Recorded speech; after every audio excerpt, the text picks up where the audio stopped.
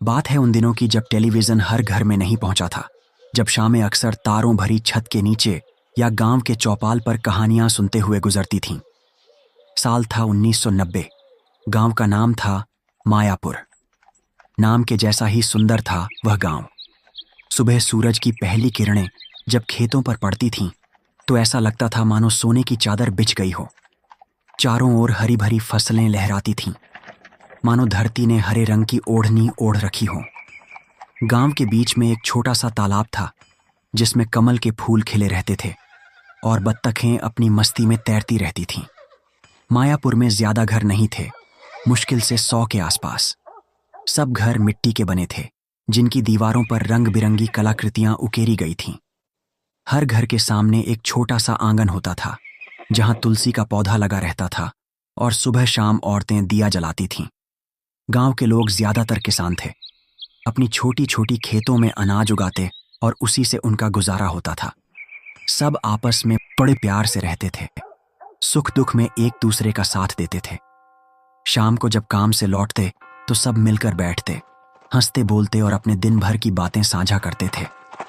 एक दिन जब सूरज अपनी आखिरी किरणें बिखेर रहा था और पक्षी अपने घोंसलों की ओर लौट रहे थे, गांव के दो दोस्त रवि और राहुल गांव के बाहर थोड़ी दूर एक जंगल की ओर निकल पड़े। रवि थोड़ा ज्यादा साहसी था, हमेशा नई नई जगहों पर घूमने का शौकीन। राहुल थोड़ा डरपोक था, पर रवि की दोस्ती के कारण वह भी अक्सर उसके साथ चला जाता था। जंगल गांव से ज्यादा दूर नहीं था, बस थोड़ी ही दूरी पर। जैसे ही वे गांव की सीमा पार करके जंगल में दाखिल हुए, पेड़ों की घनी छांव में दिन की रोशनी कम होने लगी। पत्तों की सरसराहट हवा में एक मधुर संगीत पैदा कर रही थी। रवि और राहुल एक पतली पगडंडी पर धीरे धीरे चल रहे थे। जंगल शांत था, बस कहीं दूर से किसी जंगली जानवर की हल्की आवाज सुनाई दे रही थी। चलते चलते रवि ने कहा, यार राहुल, आज कुछ अलग सा लग रहा है जंगल में। राहुल ने डरते हुए चारों ओर देखा। हाँ, मुझे भी ऐसा ही लग रहा है। शाम भी हो गई है, अब हमें वापस चलना चाहिए। लेकिन रवि ने उसकी बात अनसुनी कर दी। वो आगे बढ़ता रहा। अचानक रवि की नजर झाड़ियों के बीच एक चमकती हुई चीज पर पड़ी। वो एक पुराने पेड़ की जड़ के पास दबी हुई थी और दोनों उस पेड़ की ओर बढ़े। पास जाकर उन्होंने देखा, जमीन पर एक गोल पत्थर पड़ा हुआ है। पत्थर का रंग गहरा नीला था, जैसे रात के आसमान का रंग होता है। उस पर कुछ अजीबोगरीब आकृतियां बनी हुई थीं, घुमावदार रेखाएं और बिंदु, जिन्हें वे पहले कभी नहीं देखे थे। सबसे खास बात यह थी कि उस पत्थर में से एक धीमी, रहस्यमयी रोशनी निकल रही थी, जो आसपास के अंधेरे को हल्का कर रही थी। वह रोशनी ऐसी थी जैसे किसी तारे की चमक धरती पर उतर आई हो। रवि की आंखें उस पत्थर को देखकर चमक उठीं। वह उसे उठाने के लिए उत्सुक हो गया। उसने अपना हाथ बढ़ाया ही था। रवि, रुको, ये पत्थर कुछ अजीब लग रहा है, इसे मत छुओ। राहुल की आवाज में घबराहट थी। उसे लग रहा था जैसे उस पत्थर में कोई रहस्य छुपा हुआ है, कोई अनिष्टकारी शक्ति। लेकिन रवि, जो हमेशा से ही हर नई चीज को जानने के लिए बेताब रहता था, राहुल की बात को नजरअंदाज कर दिया। उसने धीरे से अपना हाथ छुड़ाया और फिर उस नीले पत्थर को अपनी उंगलियों से छू लिया। जैसे ही रवि की उंगलियां पत्थर से टकराईं, एक तेज नीली रोशनी फैली। वह रोशनी इतनी तेज थी कि दोनों दोस्तों को अपनी आंखें बंद करनी पड़ीं। एक अजीब सी सनसनाहट उनके चारों ओर महसूस हुई, जैसे हवा में कोई बदलाव आ गया हो। एक पल के लिए सब कुछ धुंधला हो गया और फिर दोनों दोस्त जमीन पर गिर पड़े।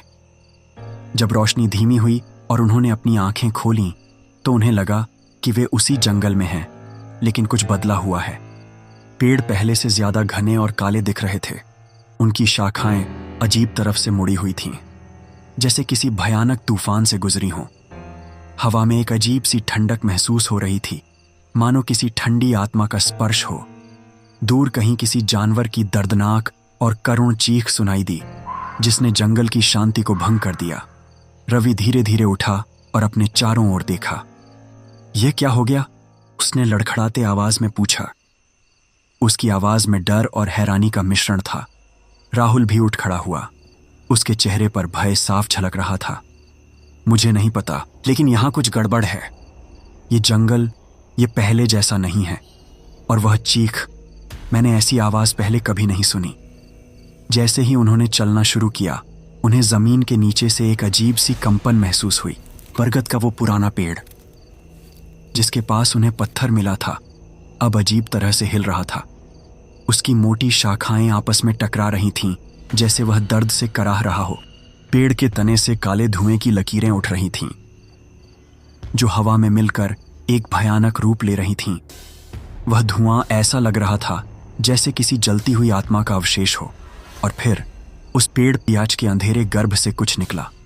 यह एक विकृत मानव आकृति थी, जिसकी आंखें अंदर धांसी हुई थीं और पूरी तरह से काली दिख रही थीं, मानो उनमें कोई रोशनी ही न हो। उसकी त्वचा पीली और झुर्रियों से भरी हुई थी और उसके हाथ कंकाल जैसे थे, जिन पर लंबे और मुद्दे हुए नाखून थे, जो किसी शिकारी पक्षी के पंजों की तरह लग रहे थे। उसके मुंह से एक कर्कश और भयानक आवाज निकली, जो रात के सन्नाटे में गूंज उठी, जैसे किसी नरक का दरवाजा खुल गया हो। दोनों दोस्त डर से पत्थर बन गए। वह दृश्य किसी बुरे सपने जैसा था, जहां नरक से कोई भयानक जीव निकल आया हो। वह आकृति लड़खड़ाते हुए उनकी ओर बढ़ने लगी। उसके कदमों की आवाज सूखी पत्तियों पर किसी भयानक जानवर के चलने जैसी लग रही थी। भागो! राहुल चिल्लाया और दोनों अपनी जान बचाने के लिए अंधेरे जंगल में दौड़े। पीछे उस भयानक चीज की भारी सांसों और घिसटने की आवाज आ रही थी। पेड़ों के बीच से भागते हुए उन्हें लग रहा था जैसे जंगल भी उनके साथ दौड़ रहा हो। भागते भागते रवि का पैर एक टूटी हुई जड़ से टकराया और बुरी तरह से गिर पड़ा। उसके पैर में तेज दर्द होने लगा। राहुल तुरंत रुक गया और उसे उठाने की कोशिश करने लगा। रवि, उठो, हमें यहां से जल्दी निकलना होगा। लेकिन तभी वह भयानक आकृति जो तेजी से उनका पीछा कर रही थी, उनके पास पहुंच गई। उसकी काली खाली आंखें रवि को घूर रही थीं और उसके नुकीले नाखून उसके चेहरे के करीब आ रहे थे, मानो उसकी जान लेने के लिए बेताब हों। उसकी सांसों की बदबू सड़ी हुई लाश की तरह थी, जो उनके नाक में घुस रही थी। राहुल ने अपनी जेब से अपना छोटा सा चाकू निकाला, जो वह हमेशा अपने पास रखता था, और डरते हुए उस आकृति पर वार करने की कोशिश की। चाकू उस चीज के शरीर पर लगा, लेकिन ऐसा लगा जैसे उसका कोई असर नहीं हुआ। वह और भी भयानक आवाज निकालते हुए राहुल पर झपटा। उसके मुंह से लार टपक रही थी। किसी तरह दोनों दोस्त उस भयंकर चीज से छूटे और फिर से गांव की ओर भागे। रवि लंगड़ा रहा था, पर डर के मारे वो भी तोड़ने की कोशिश कर रहा था। जब वे गांव के नजदीक पहुंचे तो उन्हें अजीब सा लगा। गांव में कोई रोशनी नहीं थी और सब कुछ धुंधला और भूतियां दिख रहा था। घरों की खिड़कियां टूटी हुई थीं और दरवाजे खुले हुए थे, मानो किसी ने जल्दबाजी में सब कुछ छोड़ दिया हो। हवा में एक अजीब सी उदासी और सन्नाटा छाया हुआ था। ये क्या हो रहा है? रवि ने हाँफते हुए पूछा। गांव में कोई क्यों नहीं है? सब कहाँ चले गए? वे डरते डरते गांव में घुसे। हर घर खाली और वीरा था। ऐसा लग रहा था जैसे यहां बरसों से कोई नहीं रहा हो। हवा में एक उदासी और डर की गंध फैली हुई थी, मानो किसी भयानक घटना का साया अभी भी यहां मंडरा रहा हो। तभी उन्हें गांव के पुराने कुएं के पास एक झोपड़ी से धीमी रोने की आवाज सुनाई दी। वे सावधानी से उस ओर बढ़े और उन्होंने एक बूढ़े आदमी को जमीन पर बैठे हुए देखा। उसके चेहरे पर गहरी उदासी और डर छाया हुआ था। उसकी आंखों में आंसू सूख चुके थे, पर लालिमा अभी भी बाकी थी।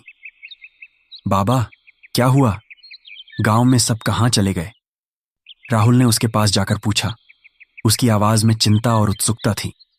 बूढ़े आदमी ने अपनी लाल और सूजी हुई आंखों से उनकी ओर देखा। तुम लोग कौन हो? इस गांव में तो अब कोई नहीं रहता। ये तो कब का शापित हो गया। उसकी आवाज धीमी और थकी हुई थी, जैसे उसने बहुत दिनों से बात न की हो। शापित? कब? रवि ने पूछा। उसे कुछ समझ नहीं आ रहा था कि इतने शांत और खुशहाल गांव को क्या हो गया। बूढ़े आदमी ने एक लंबी सांस ली, मानो अपने अंदर के दर्द को बाहर निकालने की कोशिश कर रहा हो। लगभग 30 साल पहले एक रात आसमान में एक अजीब सी नीली रोशनी दिखाई दी। उसके बाद से यहां बुराई फैल गई। भयानक जीव जंगल से निकल आए और लोगों को पकड़ पकड़ के ले जाने लगे। जो बचे वो गांव छोड़ के चले गए। रवि और राहुल एक दूसरे को देखकर हैरान रह गए। नीली रोशनी, वह पत्थर, क्या वह पत्थर ही इस सब की वजह था? क्या वे सच में समय में पीछे चले गए थे उस रात जब यह सब शुरू हुआ? क्या आपको कुछ याद है उस नीली रोशनी के बारे में? राहुल ने पूछा। वह जानना चाहता था कि उस रात क्या हुआ था। क्या कोई और भी उस रोशनी को देखा था? बूढ़े आदमी ने हाँ में सिर हिलाया। हाँ, मुझे याद है। रवि और राहुल नाम के दो लड़के शाम को जंगल गए थे और फिर कभी वापस नहीं आए। कहते हैं उन्होंने ही कुछ गड़बड़ की थी जिसकी वजह से यह सब हुआ। रवि और राहुल को गहरा सदमा लगा। क्या वे ही इस सब के लिए जिम्मेदार थे? उनकी वजह से ही पूरे गांव पर यह मुसीबत आई थी। तभी जंगल की ओर से एक जोरदार और भयानक आवाज आई। यह उस विकृत आकृति की चीख थी, लेकिन इस बार यह और भी ज्यादा डरावनी लग रही थी, मानो वह किसी और भयानक जीव को बुला रही हो। बूढ़ा आदमी डर से कांपने लगा। उसके चेहरे पर मौत का डर साफ दिखाई दे रहा था। वे आ रहे हैं, भागो, यहां कोई सुरक्षित नहीं है। रवि और राहुल ने देखा कि जंगल के किनारे से वही भयानक आकृतियां निकल रही थीं, जिनकी संख्या पहले से कहीं ज्यादा थी। उनकी काली आंखें गांव को शिकार की तलाश में घूर रही थीं और उनके नुकीले नाखून हवा में लहरा रहे थे, मानो उनकी जान लेने के लिए बेताब हों। हमें कुछ करना होगा, राहुल ने कहा, लेकिन उसके चेहरे पर डर साफ झलक रहा था। उसे समझ नहीं आ रहा था कि वह इन भयानक जीवों का सामना कैसे करेगा। रवि ने उस नीले पत्थर के बारे में सोचा। शायद उसी में इस सब को ठीक करने का रास्ता हो, लेकिन वह पत्थर कहाँ होगा? वे भागते वक्त उसे वहीं जंगल में छोड़ दिए थे। हमें वापस जंगल जाना होगा, रवि ने कहा। शायद उस पत्थर में ही इस सब का हल है। राहुल ने उसे पागल समझकर देखा। क्या कह रहे हो? वापस वहां जहां वह सब है? क्या तुम्हें अपनी जान प्यारी नहीं है? हमारे पास और कोई चारा नहीं है। अगर हमारी वजह से यह सब हुआ है तो हमें ही इसे ठीक करना होगा, रवि ने दृढ़ता से कहा। उसके मन में अपने गांव और गांव वालों के लिए चिंता थी।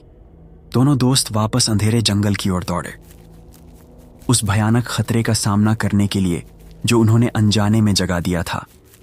उन्हें नहीं पता था कि आगे क्या होने वाला है, लेकिन उन्हें यह जरूर पता था कि उन्हें अपने गांव और उनके लोगों के लिए लड़ना होगा, जो अब इस शाप के शिकार थे। वे उस बरगद के पेड़ के पास पहुंचे जहां उन्हें पत्थर मिला था। पेड़ अब और भी ज्यादा कांप रहा था और उससे निकलने वाला धुआं घना हो गया था, जैसे कोई भयानक आत्मा उसमें कैद हो। वह भयानक आकृति और उसके साथी आसपास ही मंडरा रहे थे। उनकी आहट सूखी पत्तियों पर रेंगने वाले किसी भयानक जीव की तरह लग रही थी।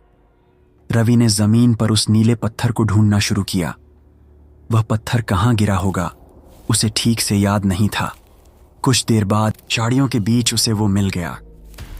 वह अभी भी धीमी नीली रोशनी से चमक रहा था, जैसे किसी अंधेरी रात में जुगनू टिमटिमा रहा हो। जैसे ही रवि ने उसे उठाया, आकृतियां उनकी ओर झपटीं। उनके भयानक चेहरे गुस्से और भूख से भरे हुए थे। राहुल ने अपनी जेब से मिट्टी के तेल की एक पुरानी बोतल निकाली और पास पड़ी सूखी लकड़ियों से उसे आग लगा दी। जलती हुई मशाल की रोशनी में वे भयानक जीव कुछ देर के लिए पीछे हटे। उनकी आंखों में आग की रोशनी देखकर डर झलक रहा था।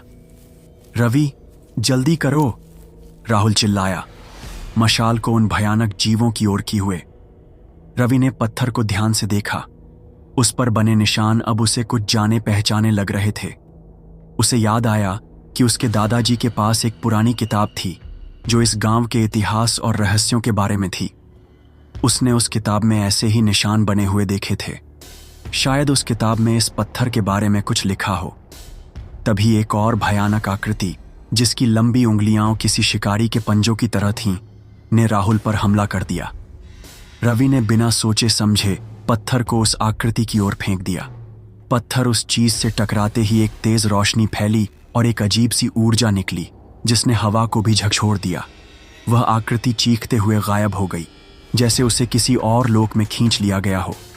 रवि और राहुल ने एक दूसरे को देखा। क्या यह सचमुच काम कर गया था? क्या यह पत्थर उन बुरी आत्माओं को नष्ट कर सकता था? उन्होंने बाकी आकृतियों पर भी पत्थर फेंकना शुरू कर दिया। हर बार जब पत्थर किसी आकृति से टकराता, तो वह एक तेज रोशनी के साथ गायब हो जाती, मानो अंधेरा रोशनी में समा गया हो। धीरे धीरे सारी भयानक आकृतियां खत्म हो गईं और जंगल में फिर से शांति छा गई। बस हवा में उस अजीब रोशनी की हल्की सी चमक बाकी थी। जब वे वापस गांव पहुंचे तो सब कुछ पहले जैसा हो गया था। घरों में रोशनी जल रही थी और लोग बाहर निकलकर बातें कर रहे थे, जैसे कोई बुरा सपना बीत गया हो। बूढ़ा आदमी अपनी झोपड़ी के बाहर बैठा मुस्कुरा रहा था। उसकी आंखों में अब डर की जगह शांति थी। तुम लोग वापस आ गए, उसने कहा, और गांव भी ठीक हो गया। उस नीले पत्थर में जरूर कोई शक्ति थी जो उस बुराई को दूर कर सकती है। रवि और राहुल ने राहत की सांस ली। उन्हें समझ में आ गया था कि वह पत्थर समय और बुराई के बीच एक द्वार था। अनजाने में उसे छूने से उन्होंने अतीत की बुराई को जगा दिया था, लेकिन उसे वापस फेंककर उन्होंने सब कुछ ठीक कर दिया था। उन्होंने उस पत्थर को वापस उसी पेड़ की जड़ के नीचे रख दिया जहां उन्हें वह मिला था। उन्होंने फैसला किया कि वे कभी उस जंगल में दोबारा नहीं जाएंगे और उस पत्थर के बारे में किसी को नहीं बताएंगे। वह रहस्य वहीं दफन रहना चाहिए। अगली सुबह रवि और राहुल गांव में हंसी खुशी घूम रहे थे और सब कुछ वैसा ही शांत और सुंदर लग रहा था जैसा पहले था। बूढ़े बाबा ने उन्हें आशीर्वाद दिया और गांव के लोग अपने रोजमर्रा के कामों में लग गए, मानो पिछली रात कुछ हुआ ही न हो। लेकिन रवि और राहुल के अंदर कुछ बदल गया था। वे अब उस जंगल को पहले जैसी नजर से नहीं देख सकते थे। उन्हें पता चल गया था कि उस शांत और हरी भरी जगह में एक गहरा रहस्य छुपा हुआ है, एक ऐसी शक्ति जो समय और वास्तविकता को मोड़ सकती है। उन्होंने उस नीले पत्थर के बारे में किसी से कुछ नहीं कहा। वह उनका अपना रहस्य बन गया था, एक ऐसा अनुभव जो उन्होंने साझा किया था और जिसने उन्हें हमेशा के लिए बदल दिया था। वे अक्सर रात को तारे भरे आसमान के नीचे बैठे रहते और उस अजीब सी नीली रोशनी के बारे में सोचते। क्या वह सिर्फ एक पत्थर था या कुछ और? क्या उन्होंने सच में समय यात्रा की थी? और क्या वह भयानक बुराई सच में चली गई थी या कहीं और छिपी हुई थी, बस अगले अवसर का इंतजार कर रही थी? समय बीतता गया। रवि और राहुल बड़े हो गए, अपनी अपनी जिंदगी में व्यस्त हो गए। मायापुर भी बदल गया, धीरे धीरे आधुनिकता की ओर बढ़ने लगा। पर उन दोनों के दिल में वह रात हमेशा ताजा रही। कभी कभी जब वे अकेले होते तो उन्हें उस काली आंखें वाली आकृति और उसकी भयानक चीख याद आ जाती। एक दिन कई साल बाद रवि शहर से वापस गांव लौटा। उसने सुना था कि राहुल अब भी मायापुर में ही रहता है। वह उससे मिलने गया। दोनों दोस्त बरसों बाद मिले, लेकिन उनकी आंखों में वही पुरानी पहचान और साझा रहस्य की चमक थी। शाम को वे दोनों गांव के बाहर उसी पुराने बरगद के पेड़ के पास गए। उसकी शाखाएं अब और भी मोटी और फैली हुई थीं। रवि और राहुल चुपचाप उस जगह को देख रहे थे जहां उन्हें वह पत्थर मिला था। राहुल ने धीरे से कहा, याद है वह रात? रवि ने हाँ में सिर हिलाया। वह पत्थर, क्या तुम्हें लगता है वह अब भी वहीं होगा? दोनों ने एक दूसरे को देखा और फिर बिना कुछ कहे पेड़ की जड़ के पास झुक गए।